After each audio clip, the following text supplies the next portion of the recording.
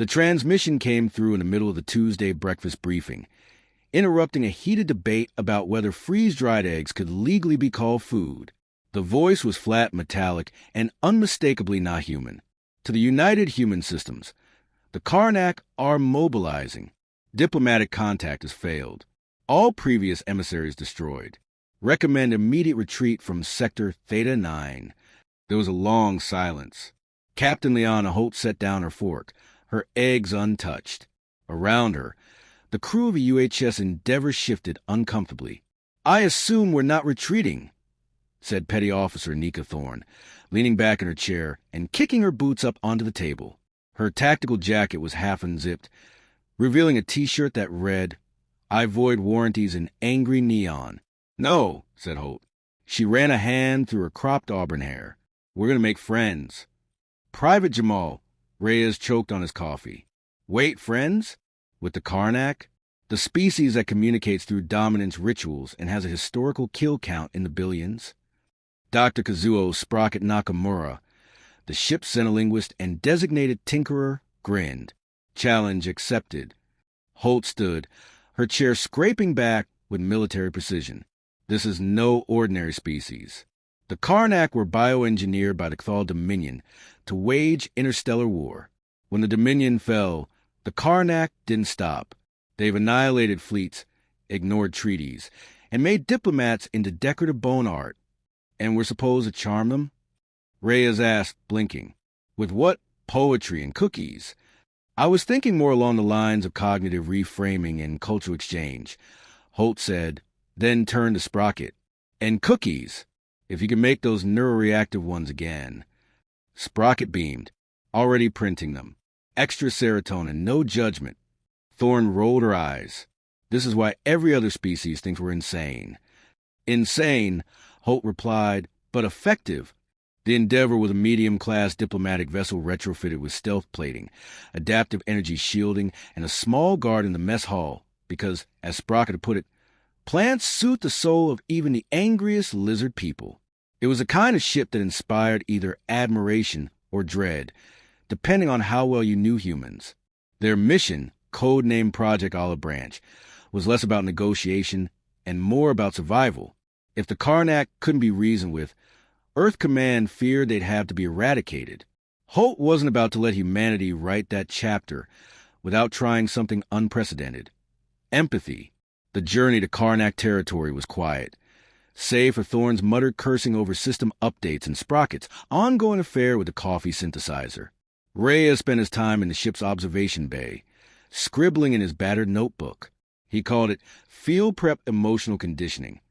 Holt suspected it was poetry. Reyes was a wild card. No formal diplomatic training, just a gut instinct and a deep belief that every sentient species shared something fundamental. His last posting had been on the Grelac moons, where he'd single-handedly stop a rebellion by teaching the rebels to express their grievances through spoken-word competitions. Still, even Reyes looked pale as they exited hyperspace into the black heart of Karnak-controlled space. "Karnak, dreadnought dead ahead," said Thorne from the helm. "And, it's noticed us." The view screen flickered. The Karnak ship filled the display like a predator looming over prey, black spines protruding from its hull, bristling with weaponry. "Energy surge," Sprocket warned. "Weapons charging." "Open comms," Holt said, her voice steady. The screen went white. Then a figure emerged, tall, armored, mandibles twitching. Its voice rasped like metal scraping bone. "You are in restricted territory. Prepare for elimination." Reyes stepped forward before Holt could speak. "We come unarmed," seeking dialogue. The Karnak figure tilted its head. "You are human." "Yes." "You do not flee." "We don't believe in running from what we don't understand," Reyes said. "We believe in—" Silence. The screen went black. Alarms blared. "Well," Thorne muttered, fingers flying across the console. "At least they didn't vaporize us instantly. That's practically polite for them." "Status?" Holt asked. "We're being tractored into their ship. Not dead yet." "That's the spirit." The Endeavour shuddered as it was pulled into the Karnak dreadnought's docking bay. Red lights flashed. The crew assembled in the airlock, weapons conspicuously absent. Everyone clear on their roles? Holt asked. Problem solver, said Sprocket, adjusting a wrist-mounted translator. Dreamer, said Reyes, pocketing his notebook. Wild card, Thorne smirked. Leader, Holt nodded. Let's make some friends. The airlock hissed open. Heat blasted them. The Karnak interior was a cathedral of war. Tall obsidian walls, banners woven for what looked like armor plating, and rows of silent, towering soldiers with glowing red eyes. The Karnak general stepped forward. Unlike the others, this one wore a long, spine cloak and held a staff topped with a fractured alien skull. Its voice echoed through the chamber. You are an anomaly. You bring no challenge, no weapon, no demand. We bring an offer, Holt said. Explain. A chance to end the cycle, Reyes said. To choose something other than war. The Karnak general regarded them. Then, without warning, it extended a massive claw and pointed to Holt. You will participate in the rite of relevance. Sounds friendly, Thorne muttered. Sprocket whispered. That's either a duel or a party game. Maybe both. The Karnak warriors began to chant, a low rumble that vibrated the deck plates. The general motioned. Holt stepped forward. I hope this is the kind of test you can pass by being polite. Reyes said. It rarely is, Holt replied. The general's mandibles clicked. Begin. The Karnak, rite of relevance, began with a gong so loud it cracked the Endeavor's external hull plating. Captain Holt stood in the center of a vast arena, lit by flickering bioluminescent panels, and surrounded by Karnak soldiers stomping in unison. A semicircle of commanders loomed over her from a balcony, adorned with jagged ceremonial armor. At their center sat the general, motionless, expression unreadable. From above, the Endeavor crew watched via Sprocket's hastily hacked drone feed. Looks like they're judging her, Reyes said, brow furrowed. Of course they are, Thorne replied. This is either a trial or an audition. Maybe both. Pretty sure it's an empathy crucible, Sprocket mused. I read something in a defunct trade archive. If Karnak warriors can't categorize you as a threat or a fool, they test your abstract value. Abstract value? Reyes asked. Yeah, like, can you teach them something they didn't already weaponize? Down below, Holt held her ground as three massive Karnak soldiers approached, each carrying an ornate object, a bowl of hot coals, a metallic cube humming with energy and, somehow, a live, wriggling serpent encased in gel. The general raised one claw. Choose. Holt didn't hesitate. The cube. A faint stir passed through the ranks. One of the commanders hissed a phrase into a translator orb. Cognitive trial. The cube clicked open in her hands, transforming into a shifting, luminescent puzzle. One with no visible pattern, no symmetry. Holt's eyes narrowed. Above, Sprocket leaned in toward the feed. Oh, that's a neural logic array. It reconfigures based on your emotional state. The only way to solve it is to not solve it. Thorne made a face. So she just holds it and doesn't have a mental breakdown? Essentially. They all watched Holt breathe slowly, cradling the strange artifact with careful precision. The lights inside pulsed. First erratically, then more evenly, finally settling into a steady blue. The Karnak audience rumbled. Accepted, the general announced. Holt exhaled. A small nod. Still alive.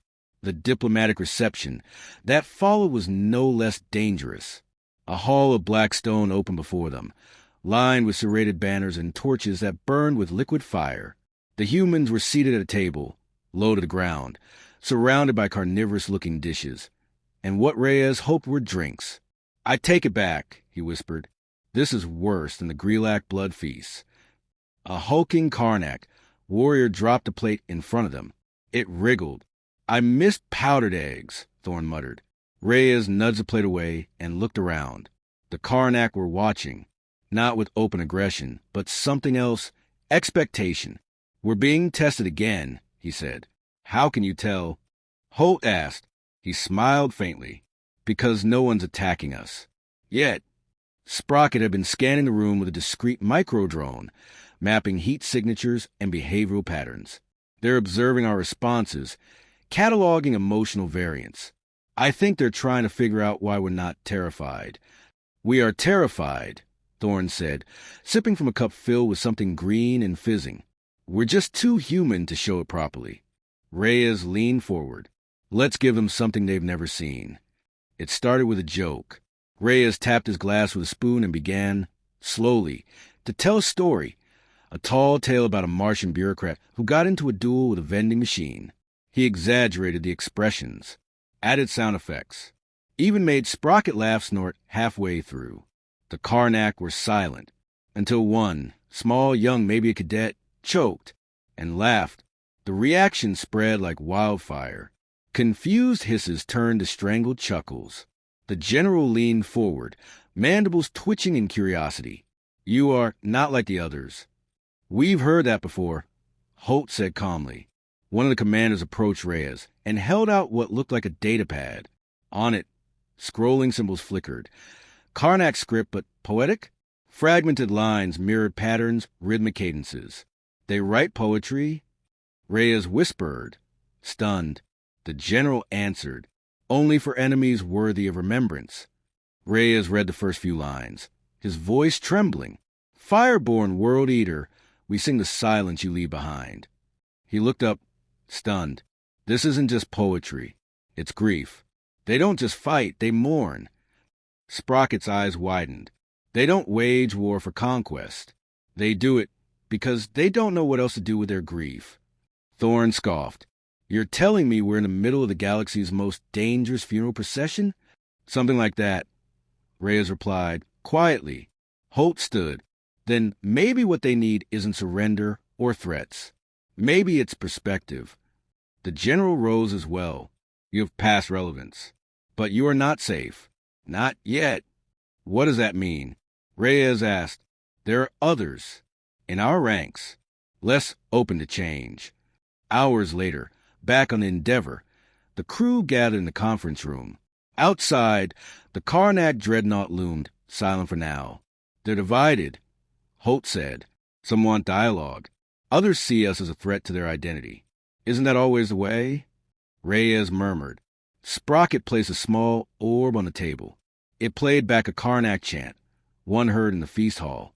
But this time, he layered translations, tonal markers, and cadence maps. They're planning something, he said.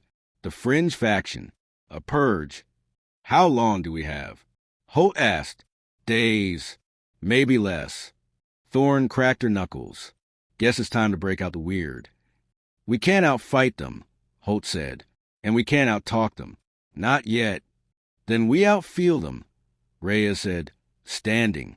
We show them something no weapon can counter. We show them what it means to live without fear. A moment of silence passed among them. The captain nodded. Let's give them something to remember. 3 Karnak dreadships shimmered into view above the moon of Ural 4. Massive constructs of obsidian alloy and hostile intent. The UHS Endeavor, now dwarfed by their sudden presence, floated in the center like a toy boat surrounded by sharks. On the bridge, Thorne muttered, Well, this went downhill fast. They're not responding to our hails, said Sprocket, fingers dancing across the console. I'm picking up encrypted transmissions. Frequency modulation suggests an internal division, factional lines. Which means, Holt said, arms folded, not all of them want peace. Reyes was already pacing. We need to trigger an emotional response. Something that bypasses their tactical programming. Something primal. You want to start a group therapy session with warships? Thorne asked incredulously. Reyes stopped pacing. Yes. There was a pause. Holt turned slowly toward him. And how exactly do you propose we do that? With this, Sprocket said, lifting a device that looked suspiciously like a disco ball crossbred with a heart monitor. Please tell me that's not another experimental mood projector. Thorne said. It's an adaptive empathy emitter, Sprocket corrected. It synchronizes shared emotional cues, nonverbal signals, effective mirroring, that sort of thing.